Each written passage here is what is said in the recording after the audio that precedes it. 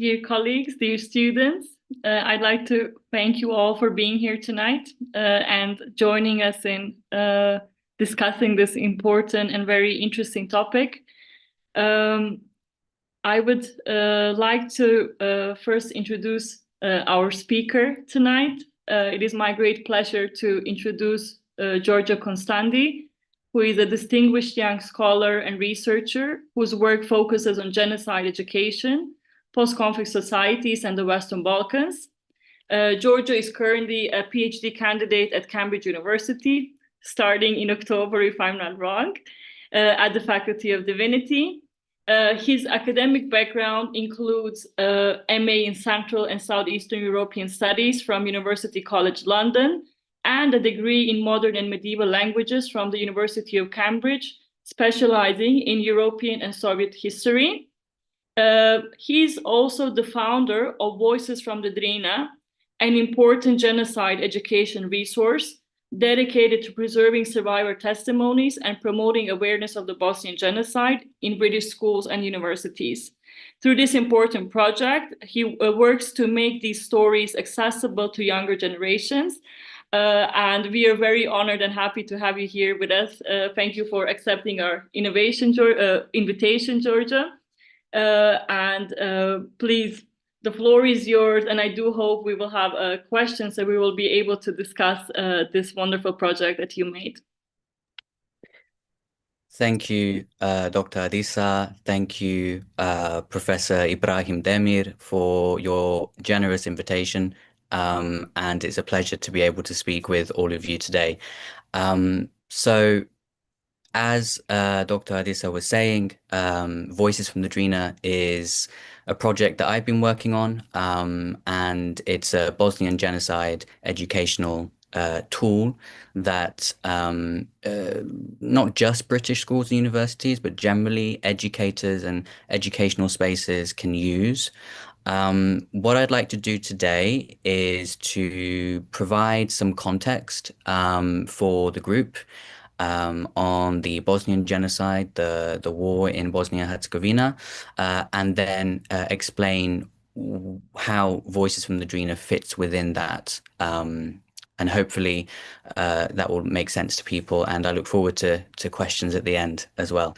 Allow me to share my screen. I think I have to request it, so I'm just going to... Yeah. Okay, thank you. All right. Is that presentation visible to everyone? Yes, it is. We can see it clearly. Okay, so Voices from the Drina is something that I started working on back in 2021. It came to me as an idea when I noticed that there was a lack of English language accessible resources on the genocide in Bosnia. And when I say accessible, I'm talking specifically about my generation and potentially younger, you know, the next generation of students as well, in that could make the genocide and the war in Bosnia feel tangible to students whose lives are very different to the lives of those people affected by the events of the 1990s. I myself come from a family that has survived war. So for me, it has always been straightforward when it comes to understanding what war can look like and how it can feel. But I'm aware that for millions of people, it's a completely abstract concept. And so I wanted to create a resource that can not only educate people on what happened in Bosnia and why it happened, but also make it feel real and alive. So allow me to go over some important information regarding the Bosnian genocide. When academics and activists say the Bosnian genocide, what they are what we're referring to is we're actually referring to two military campaigns that were waged against a newly independent Bosnia-Herzegovina. They were waged by the Serbian administration in Belgrade and the Croatian administration in Zagreb. Both of these administrations funded and armed their own genocidal military campaigns via their proxies in Bosnia-Herzegovina. And I'll go into a bit more detail later on about that. But there are some important names and statistics here. For those who perhaps are not aware, I'm sure many of you already are, but just in case, the president of Serbia at the time was a man called Slobodan Milošević, while the president of a newly independent Croatia was Franjo Tuđman. Both these men supported ultra-nationalistic ideologies. Now, there are debates as to how genuine Slobodan Milošević's nationalism was and how much of it was political opportunism. But in reality, both of these leaders were heavily invested in ethno-nationalist ideologies and ethno-nationalist policies that had Bosnia-Herzegovina in the firing line. Both of these leaders were ultimately trying to create ethnically homogeneous entities within Bosnia and Herzegovina. Tuđman was trying to create a Croat majority entity in western, southwestern, and parts of central Bosnia-Herzegovina, while Milošević was focusing on northern, eastern Bosnia. The result of this double attack was over 100,000 victims, Bosnian victims. Nearly 2/3 of those were Bosniaks, who are Bosnian Muslims.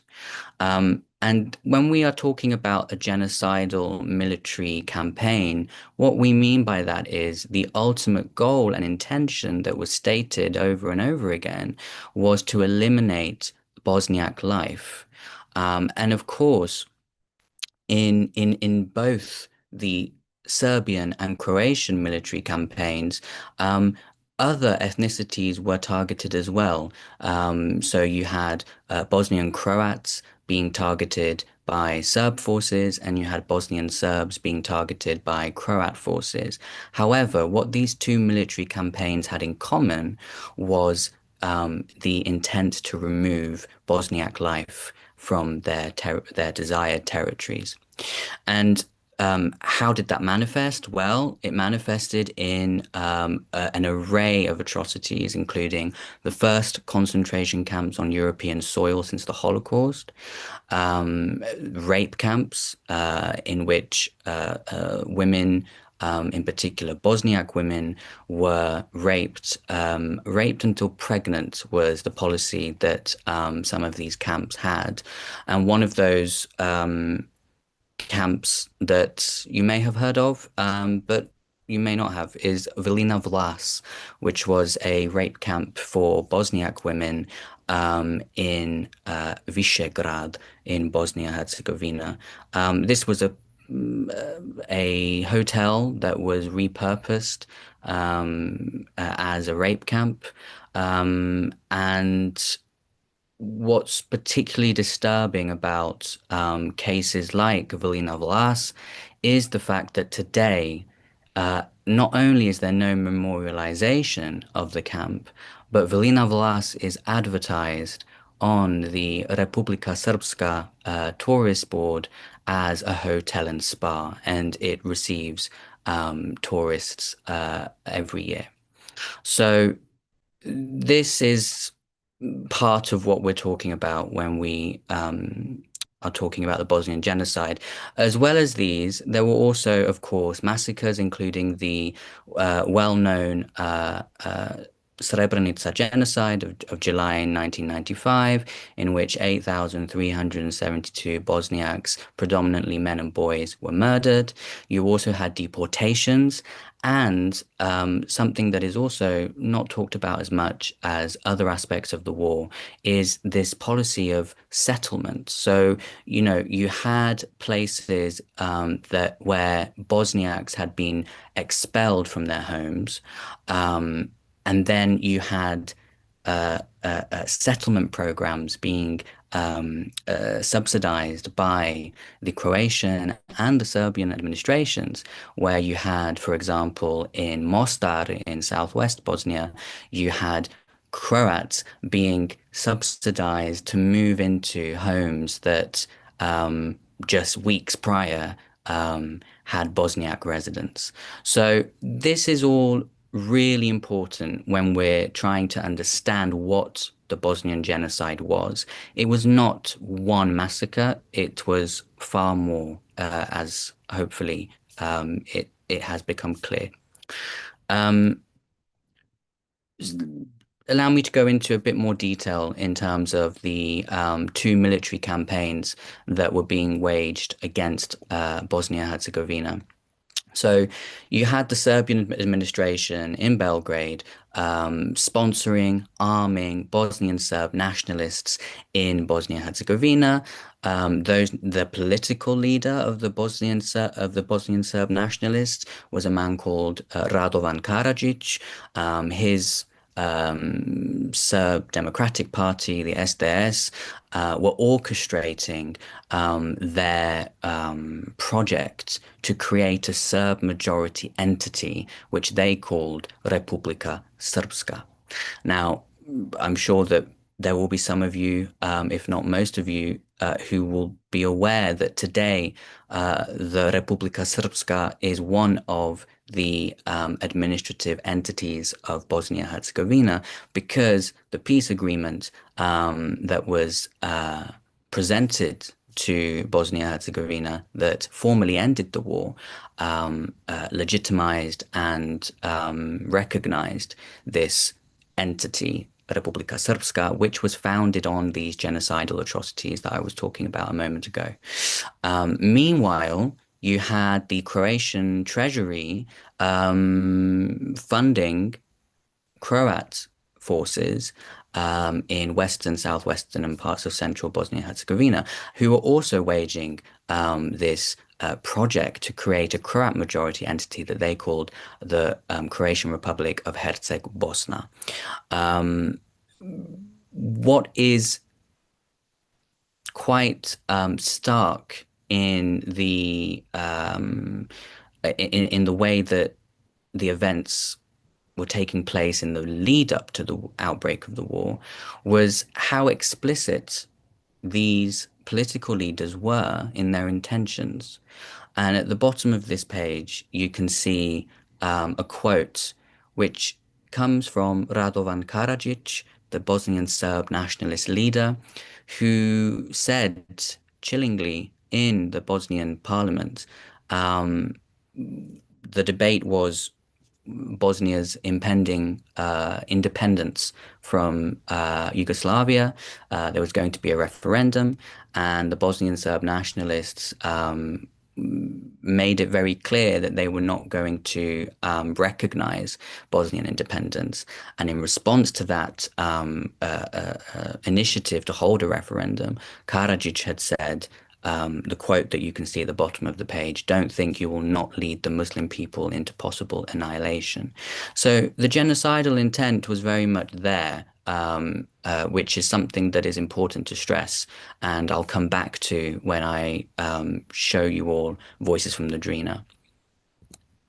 And this is a helpful visual for people to hopefully get a better understanding of how the Serbian administration was using its proxies to achieve its political goals in Bosnia-Herzegovina. And it's really important to underline this and understand this, and this is something that features on Voice from the Drina, because to this day, relativists and denialists of the deniers of the Bosnian genocide will claim this plausible deniability that actually you can't attribute the atrocities to Belgrade, to the Milosevic regime, that actually it was just a civil war in which violence spontaneously broke out among different ethnic groups. Well, actually, that's not true. And we know it's not true because we have plenty of evidence documenting how the Milosevic government was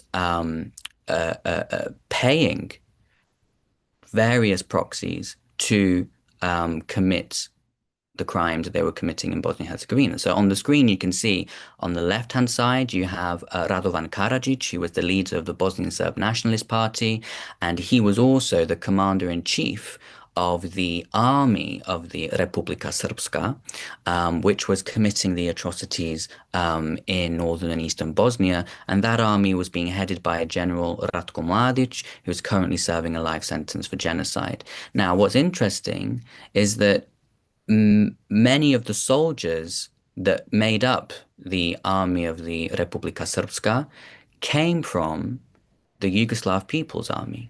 So when the genocide began, it was the Yugoslav People's Army that was particularly prominent in the attacks, alongside Serb paramilitaries.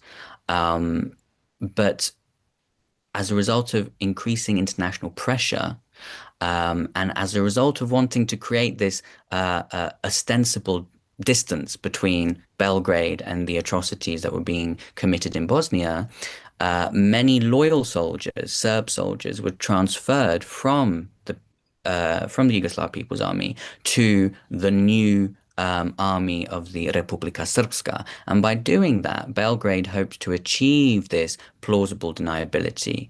On top of that, they were outsourcing violence to an array of Serbian and Serb paramilitary groups. That picture you can see is actually of a paramilitary gang called Arkan's Tigers. And they were one of the more prominent paramilitary groups that committed various atrocities in Bosnia and also in Kosovo and Croatia. So it's important to stress this network. And this is, of course, just talking about the Serbian side of things. There was also the Croatian administration, as I said, funding their own proxies. But it's important to stress this network and these associations because part of educating people on the Bosnian genocide is countering many of the false narratives and myths that are being propagated by deniers of the genocide, but also relativists. And that relativism is particularly dangerous because it can be very subtle in the way that it sustains itself. And so by grounding ourselves in these facts, we can counter those narratives. And this is something that I'll come back to when I look at Voices from the Drina and show you all how it works. So something else that I want to touch upon is the genocidal rhetoric that preceded the genocide and continued during and after. It's important that we ground ourselves in the fact that Bosnia-Herzegovina is a majority Muslim country, a very slim majority, but it is a majority Muslim country. Now, this is important because a lot of the discourse and the rhetoric that underpinned the atrocities focused on this Muslim presence in Bosnia and Muslim life. In particular, when the Bosnian independence referendum was taking place in 1992, Bosnian Serb nationalists equated Bosnian independence with so-called Muslim domination, and they warned that an independent Bosnia would mean that Serbs and Croats would find themselves under Ottoman rule. And they really invested a lot in this discourse that this Muslim conspiracy to rule over Christian subjects was finding expression in Bosnian independence, and that this was the sign that a sort of new form of Ottoman Empire was appearing. But the reason why this is important is not because we want to give credence to it, but because this rhetoric worked. It worked not only domestically, but it also worked in shaping into the international community's response to the genocide in Bosnia.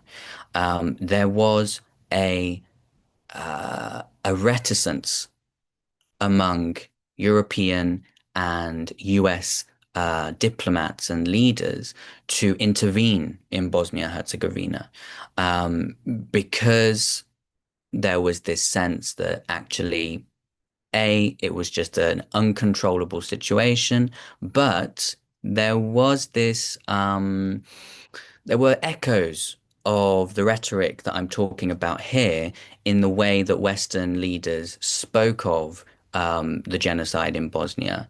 It's infamously reported that a certain French leader referred to the atrocities in Bosnia-Herzegovina as the painful but inevitable restoration of Christian Europe.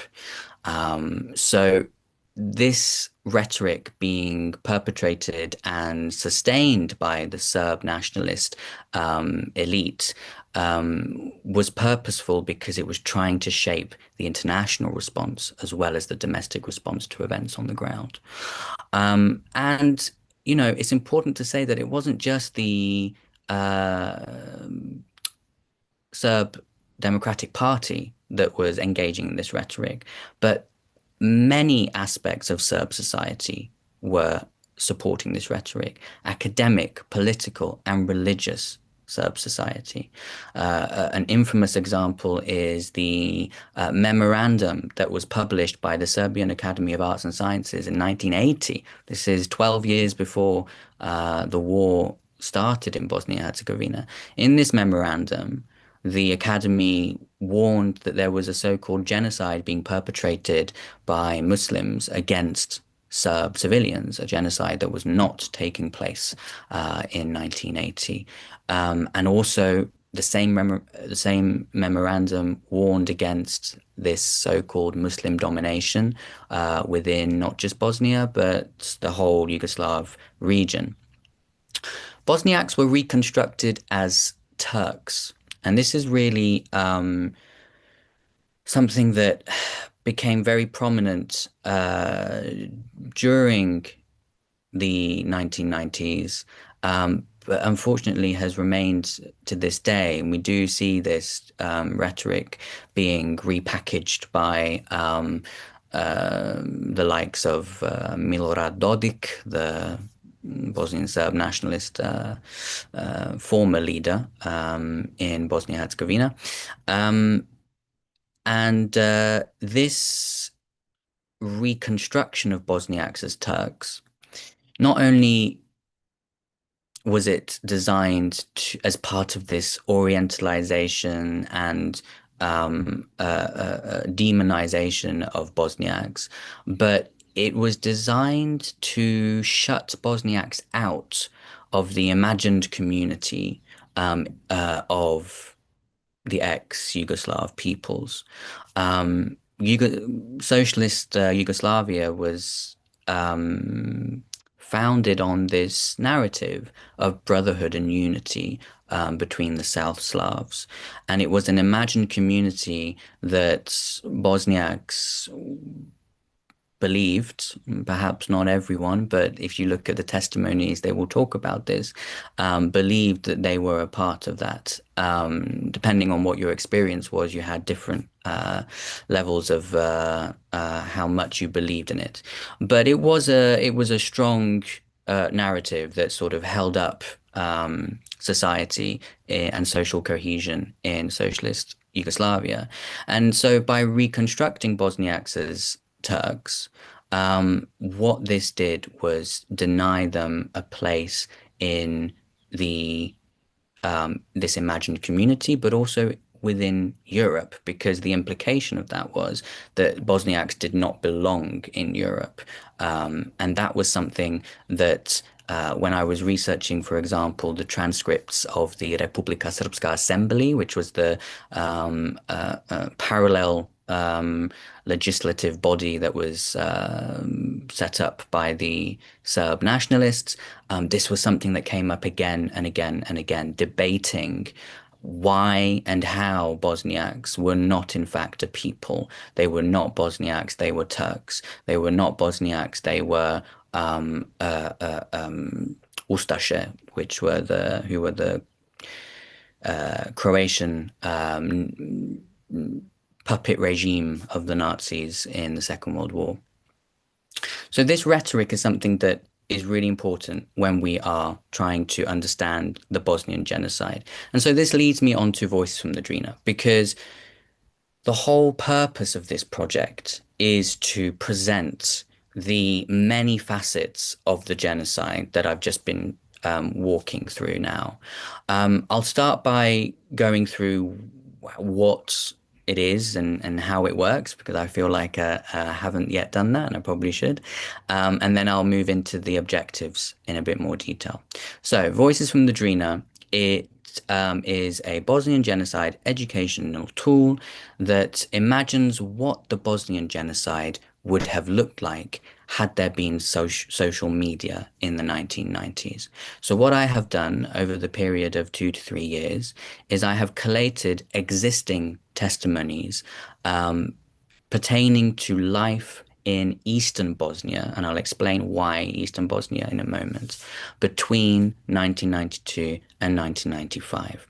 I have collated testimonies from survivors and perpetrators because I want students to be able to understand the genocidal intent that I was talking about before, which they can now see by reading the testimonies from the perpetrators from that time.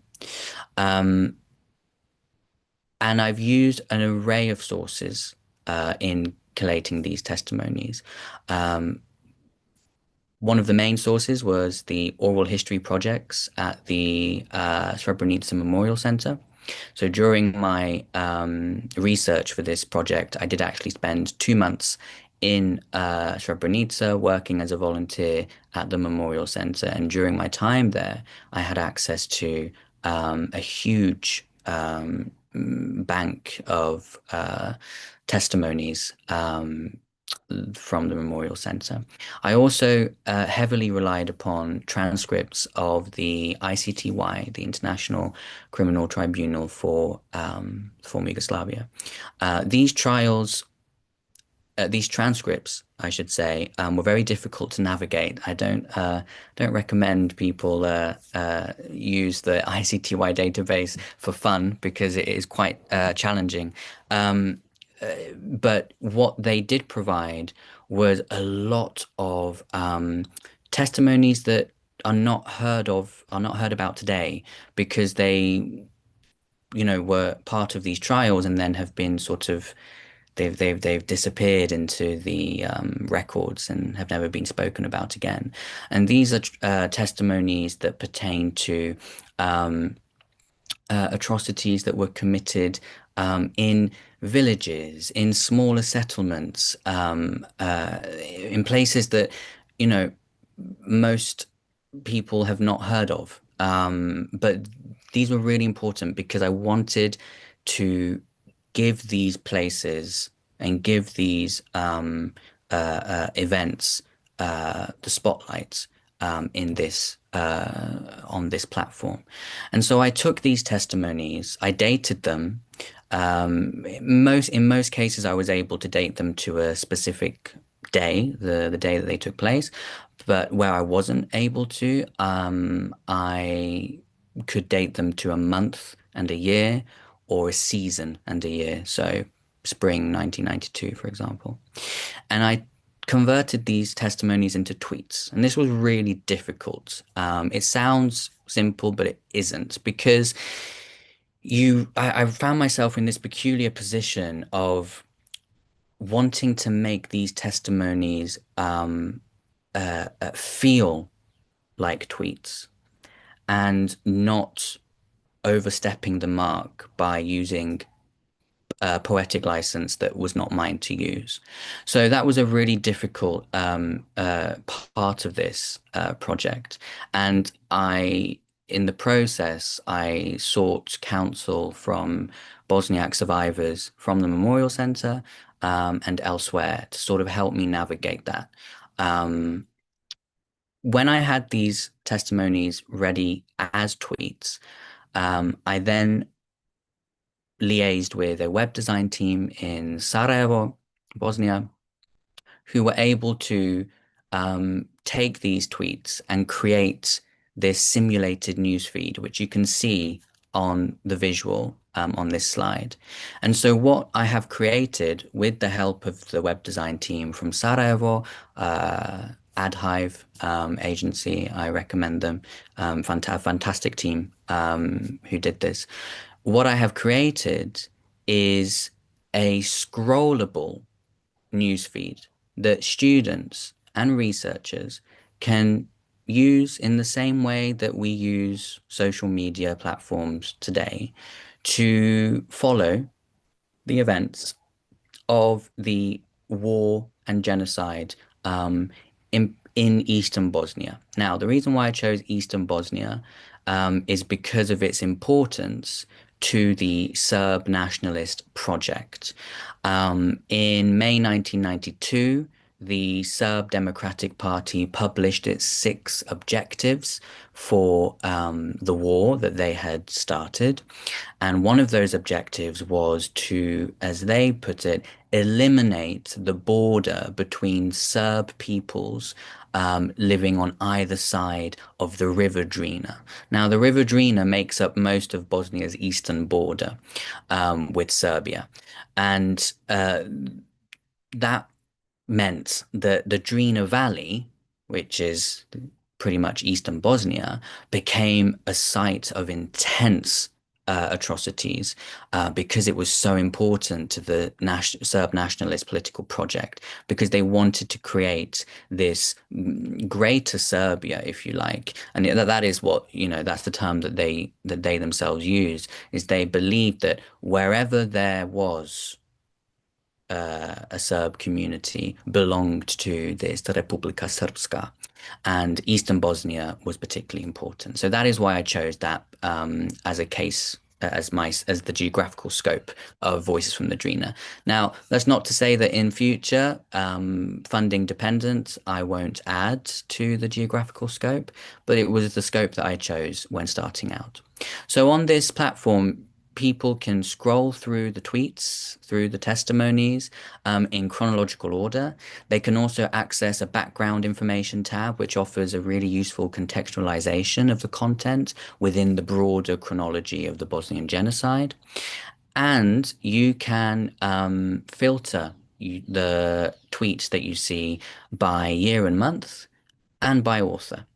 And in a moment, I will attempt to show you how that works and some of the authors that we have spotlighted in particular. But I just want to talk about one more thing before I show you the site, and that is the objectives of Voices from the Drina. I've touched upon them throughout the webinar today, but I want to go in a bit more detail. One of the first things that I was told when I arrived in Srebrenica and I arrived at the Memorial Center, and I was told this by one of the members of staff at the Memorial Center, and that was that they had started to refuse interviews with journalists who only wanted to talk about the Srebrenica genocide of July 1995. And that really struck me because at that time, Srebrenica was how I learnt about Bosnia. So I was really surprised that they were saying that. But with time, I began to understand what they meant. And that is that you cannot understand the raison d'être of the Bosnian genocide if you are only viewing it as one massacre in 1 month, in 1 year of the 3-year campaign. And so Voices from the Drina is about expanding, not just expanding how people who already know a bit about Bosnia understand the genocide, but also changing the way that people are introduced to the Bosnian genocide so that it's not, oh, I learned about it because of Srebrenica, but actually I learned about this entire part of Bosnia being targeted and being targeted by the same forces, committing the same kind of atrocities. And so that is one of the big objectives of Voices from the Drina. Another objective is to unsilence these infinite events that took place within the war and the genocide. You know, the Bosnian genocide was not just physically destructive. It destroyed ways of understanding the world. It destroyed senses of self and senses of being.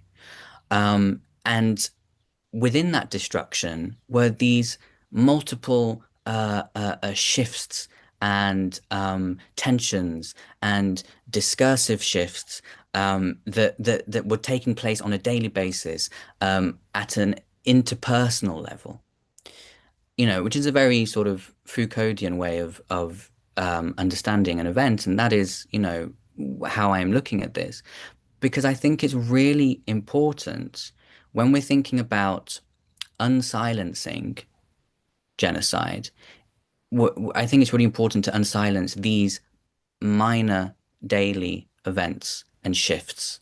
I'm thinking, you know, for example, of Asmira Malagic, whose testimony you can see on the screen.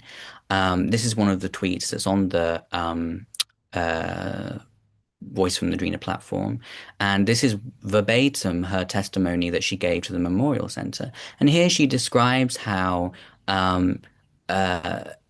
she was confronted by a young Serb boy, wasn't even 18, who threatened her on the bus that was deporting her out of Srebrenica. And the reason why I've highlighted this tweet is because it speaks to what I'm talking about. Asmira's testimony and so many other testimonies from Bosniak women touch on this disbelief that young men, boys that were young enough to be their sons or grandsons, were somehow subverting the natural hierarchy between a maternal figure and a young a child, and were somehow able to subvert that hierarchy to submit Bosniak women to this violence. And that, for me, is what I'm talking about when I say these shifts, these events that were taking place on a daily basis. You had these ways of understanding the world that were just being torn apart. And so Voice from the Drina is about presenting these events as part of learning about the genocide. Finally, before I show you the website, and fingers crossed technology won't fail us, it's really important to me and to the project that there are no taboos when we're talking about the atrocities. I had some interesting conversations with potential sponsors for the project who were concerned that I was going to present testimonies from Bosniak women on sexual violence. But it was important to me that I insisted on that because, unfortunately, there is a culture of silence when it comes to sexual violence, and there's a culture of shame that makes it difficult for people to access these stories because, understandably, many survivors don't want to talk about it. And so on Voices from the Drina, I have spotlighted the women of Foča. Foča is a town in eastern Bosnia in the Drina Valley, in which dozens of Bosniak women were held in captivity by Serb forces and were raped for weeks and months on end. And they testified at the ICTY. So those testimonies are already there. They're just obviously buried in the database. And so people don't, ordinary people don't access them.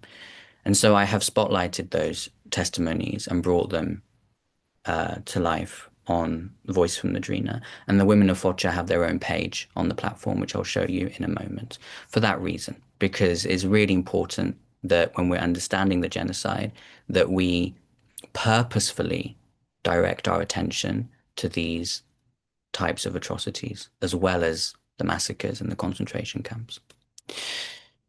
So, with that being said, I will show you all the website. I just wanted to put this up briefly. You can follow and support us in a number of ways. My number one plea to anyone who's interested in supporting us is to use and to cite us in your research in your classrooms, because there's no point in Voice from the Drina if people aren't using it. So I want people to use this and to share it with interested parties. Having said that, at the same time, if you want to collaborate with me to get this into educational spaces, so schools, universities, informal education groups, please feel free to email me. My email is there on the slide.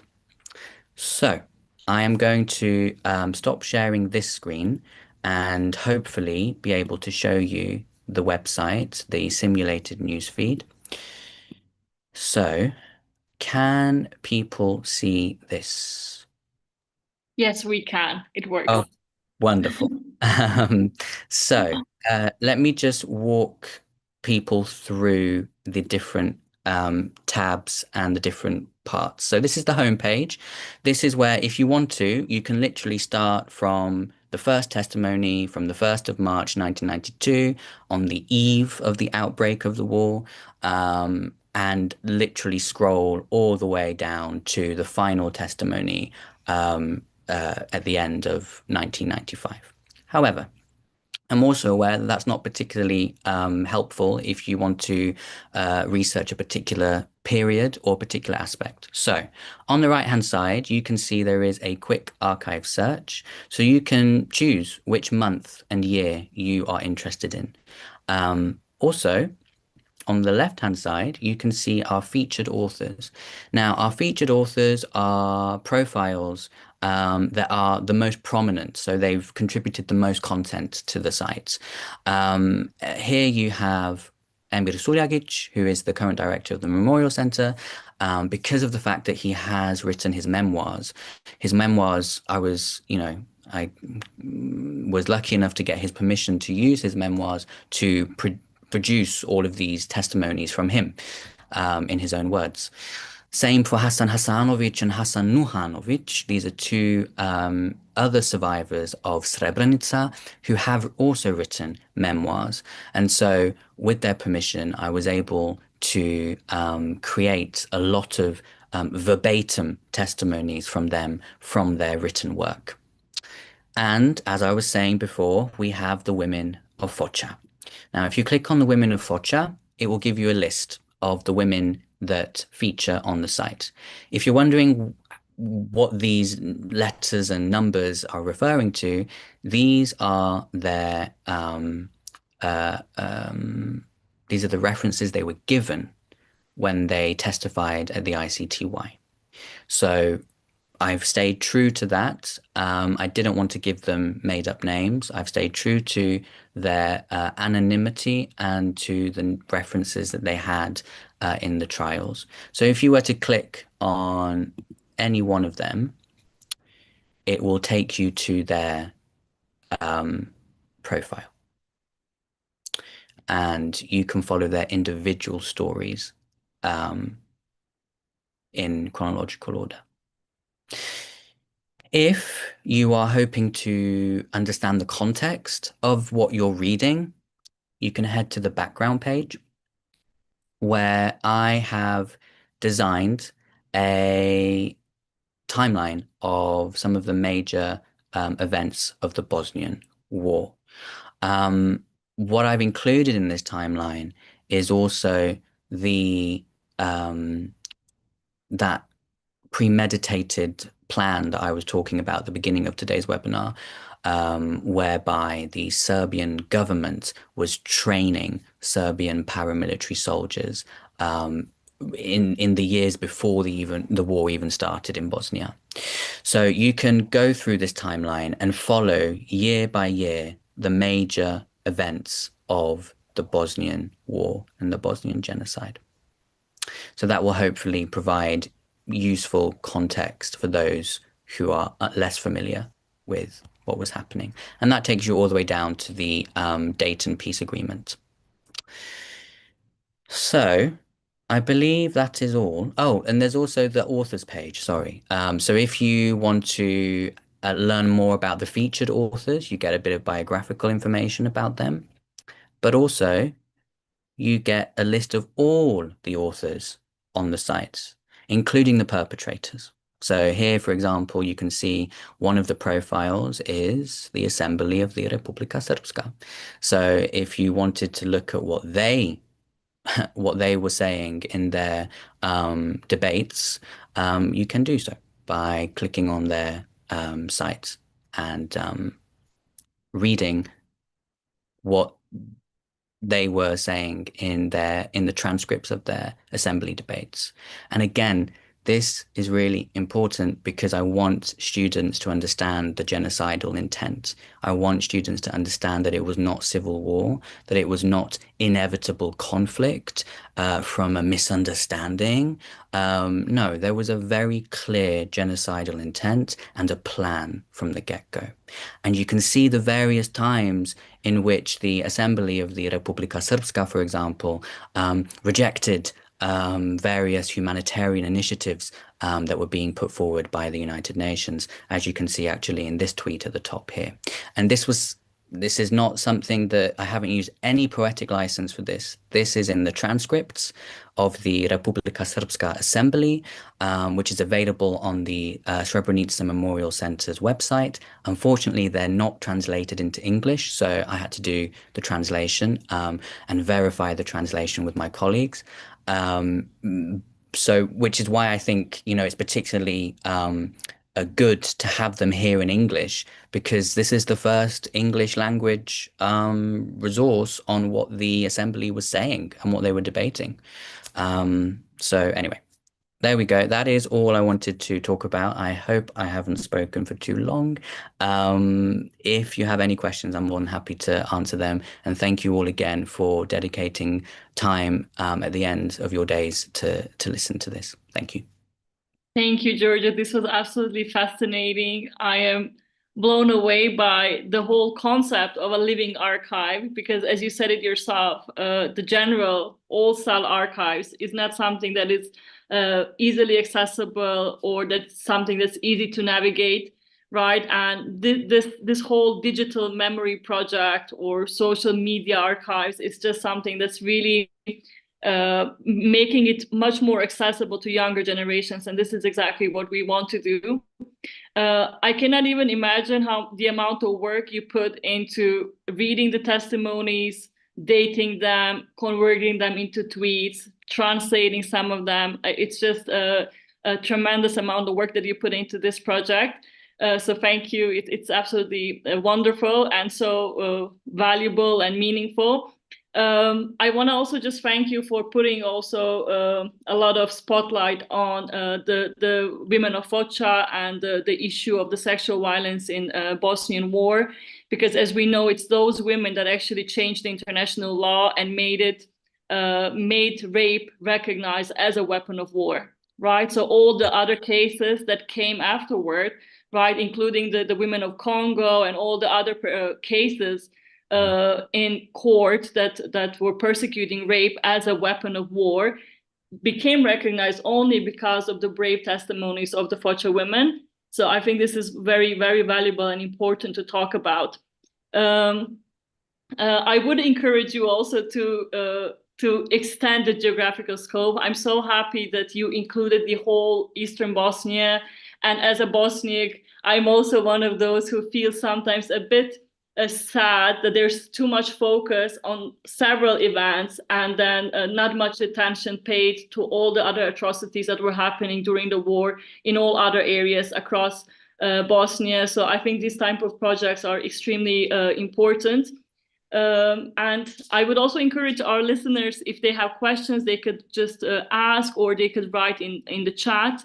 But in the meantime, maybe one question I might have is, in Bosnia, there's a lot of genocide denial, right? So this is not something, even though we have 2 international court decisions that confirmed the genocide in Srebrenica, there is still genocide denial. Did you encounter any such kind of negative reactions to your project? Have you had to face genocide denial, misinformation, or kind of aggressive approach when you were doing this project? How did you deal with that? Because I'm sure there's a lot of negative reactions to this type of project as well. Yeah, it's a great question. So it's extraordinary to me how unaccountable people are held for their genocide denial, and not just denial, but celebrating the genocide triumphalism. One of the moments where I faced this in particular was during a campaign that I co-led with a colleague of mine, Denis Miskic, who is a Bosniak journalist based in Vienna, and we both were campaigning against a genocide relativist film by the Serbian-Canadian film director Boris Malagurski, who produced a film called Republika Srpska, The Struggle for Freedom. And that was a really interesting moment for me, because in our campaign to deplatform the film, and we were very successful, we managed to put enough pressure that dozens of the film's originally planned screenings were cancelled. One of the things that I learned there, and I had to face and I had to articulate for the first time, was how genocide relativism is not just saying the genocide didn't happen. And this was something that I found that we were having to articulate, it felt like, for the first time, because we were being questioned, interrogated, not just by the supporters of the film, but also by the international press, as to why this film was problematic. Why is it problematic to say that the creation of this entity was a struggle for freedom for Serbs? And so what I had to sort of, how I navigated that, because one of the accusations that you get thrown your way is that you're against freedom of speech. And that's something that almost, I feel, seems to shut down the conversation, because how do you counter that? And the way I navigate that, and this is what I stick to now, and is what I encourage anyone who comes across this accusation to think about, is that speech is a two-way thing. Dialogue is a two-way thing. You have the freedom to say that this genocidal entity or genocidal war was actually a struggle for freedom for your people, the people that you claim to represent. You're free, you can say that, but there will be a response. And the response is reminding you of the facts and saying, no, this is not true, and we're not going to give you the platforms that you're looking for to propagate that relativism. And I think once you say that, and once you articulate that, it's very hard for the person who's relativizing the genocide to really say anything, because we're not against freedom of speech, but we're for accountability. And we cannot be scared to be accused of all these ridiculous things, like being against freedom of speech, like, all of that stuff. We have to own it, and we have to say, we are fighting for freedom by holding people accountable for their words and their actions. So that's my advice for anyone who's looking to navigate this very tricky conversation that you have to face if you're entering this world. Absolutely. I see Professor Ibrahim has a question. Yeah. Oh, can you hear me? Yes, we can. Yeah. Great. Yeah. Thank you, Georgio, for the presentation, for accepting to make this presentation at this ULISA event, and thank you for the participants and Dr. Adisa, Avdić for making the connection for this event. I'm thrilled with your work that you have done and the presentation.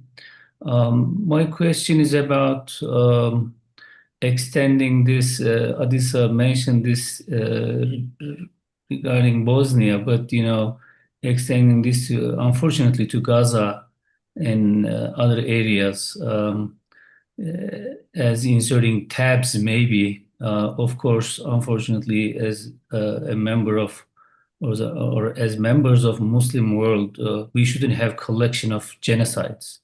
We should not be subject to a series of genocides. We should have taken measures in place to prevent genocides, not to present their collections and the aftermath. Having said that, what would be the learnings for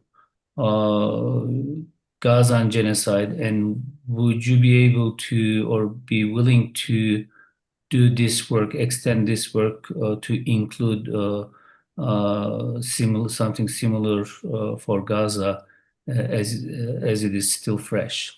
Thank you for that question. Brilliant question. And the short answer is yes, of course. Of course, I would be willing to do that. As always, it's a question of funding, and it's a question of material needs and how we navigate that. But I foresee, for example, adding a new part to the platform where we explain and we show with archival evidence the connections between this genocide and Gaza, and not just in the sense of, oh, well, they're connected because it's two majority Muslim peoples being targeted for genocide, but also historically they're connected. In a multitude of ways. For example, there's the infamous diary of Ratko Mladić, the general of the army of the Republika Srpska, in which he talks about Israeli funding and weapons that were being used by his army. Now, of course, the Israeli government is not cooperating in releasing any information regarding that. Now, this is an uncomfortable truth because, unfortunately, there are parts of Bosniak civil society today that are invested in collaboration with Euro-Atlantic institutions that are supporting the state of Israel. And so this uncomfortable truth kind of gets pushed to the side. We don't talk about it. So I foresee, for example, putting that on the site and having that as a way of encouraging people to understand how the two genocides are connected. And who knows, maybe even more than that. Maybe we could include testimonies from Gaza and from Palestine. I would love to. It just depends on what we can feasibly do. I think if someone starts doing it from scratch, from ground zero, it's going to take enormous amount of effort and resources, but you know how to do it. You can easily do it, and you are the low cost potential presenter of that, actually, among many other people, I guess, probably you should do that. Hopefully we can get that done. But yes, I agree. I agree. Great. Thank you very much. Thank you. I appreciate it. Yeah, I agree with Dr. Ibrahim that you would be a perfect fit for that because you already have this experience and you already know how to do it. So definitely it would be another important project. I see we have another question coming for us from our student Kemal Hassan. He says he cannot use his microphone, so he will write his question here. Okay, so we're waiting for your question, Kemal. Okay. But yes, definitely it would be very important because as you said, like at the time when the genocide in Bosnia or Rwanda also was happening, there was no social media, right? Nowadays, we do have social media, right? But it's not done. And we do see tweets and we do see posts on the genocide in Gaza. But we do not have it in this type of archival way, systematic way, the testimonies, because the testimonies you used are the actual testimonies that were used in court or the oral histories. Like I do foresee that it would be difficult to do the same thing for Gaza right now. But it would be very challenging. Yeah. I'm still waiting for the question from You're waiting with bated breath, Kamal. Yes. Let's see.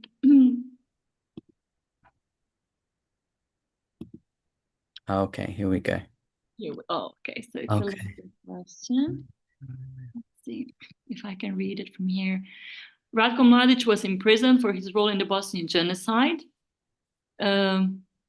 Yet many argue that accountability came too late to prevent immense suffering at the beginning of the early stage. Currently, there is an ongoing atrocities genocide in Gaza. So how do you see the weakness of the international accountability mechanism repeating themselves? And what lessons from Mladic's imprisonment should inform how the world responds today? A great question. I will preface my answer by saying I'm not an expert in the legal, in the mechanisms themselves, but what I can offer is some observations as an anthropologist, as a genocide researcher. There is a big difference, actually, and this really is quite sad to say this because, Kamal, you're right. There was a weak belated response from the international community in regards to the genocide in Bosnia.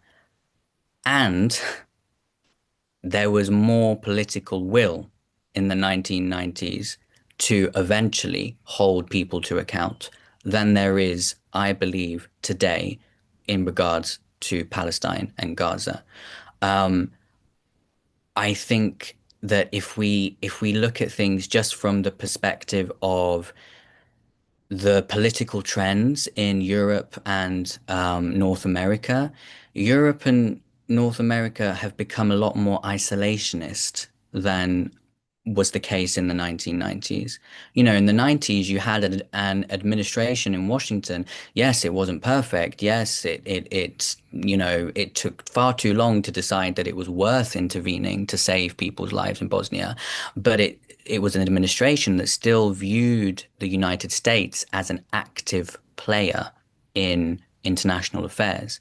Today, you have a very different political scene in which there is very little political currency available to leaders when it comes to intervening, making moral interventions in atrocities and conflict. Add to that the huge anti-Palestinian bias that exists, that is systematic. This is not just a discursive thing. It's systematic. It's enshrined in institutions. You know, you had the British government coming after ICC officials for placing an arrest warrant on Benjamin Netanyahu. I mean, this is a completely different ballgame to even what the Bosniaks were facing in the 1990s. And that's not to diminish what happened in Bosnia, but I'm just trying to point to the distinction in the way the political environment has changed. And so I think within this very tricky political environment, I don't see how we're going to have any accountability for the atrocities being committed in Gaza and the occupied territories. I don't see it. And as I said, I'm not a legal expert, so perhaps I'm missing something here.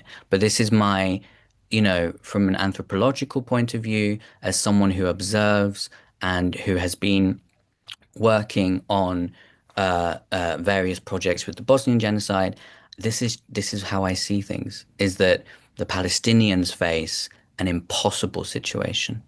Impossible. So I think we have to expand the way we view accountability. I think we're going to have to really ground ourselves in bottom-up accountability, boycotting, placing financial pressure and political pressure in any way that we can, because this is what we have left. I think if we sit here and wait for justice to come from the top, we risk pursuing a pipe dream that is not going to happen. I think we have to use the tools that we have on a daily basis. I recommend people really support Palestinian mutual aid groups. There are many of them. You can find them on social media.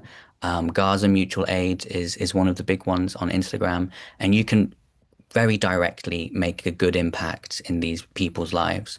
So that's my response. I hope that makes sense. I don't want to sound too pessimistic. I actually think that if we take matters into our own hands in the ways that we can, there is actually a sense of optimism there and hope. Yeah, that's my response to that question. Thank you, Georgio. Do we have any questions? How old is Voice of Drina? Well, I started working on it at the end of 2021. We went live in 2025. So it's been less than a year since we went live, because it was towards the end of 2025, but several years in the making. It took you basically 3 years to work and to create. Yeah. So it was, I would say it was 2 years of collating the testimonies, dating them, translating them, converting them into tweets. Then it was another year of working with the web design team to not just get it done, but to stay true to the vision that I had. And that took a while as well.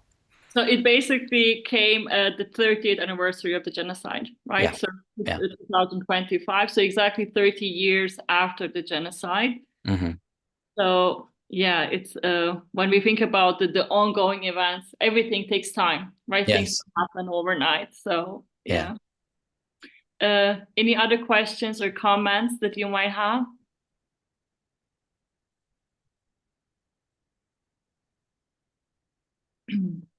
Okay, if that's all, I would like to thank you once again for accepting our invitation and for presenting this really meaningful project. I will make sure also to use it in my class. I will also recommend it to other colleagues. And I keep having this vision that we should have something similar in Turkish language as well. Similar content, testimonies, and similar projects that would be done not only in English, but also in Turkish. Thank you, Georgio, again, and I wish you a lot of luck and success in your further projects. Thank you for the invitation. It was an honor to speak with everyone. Goodbye.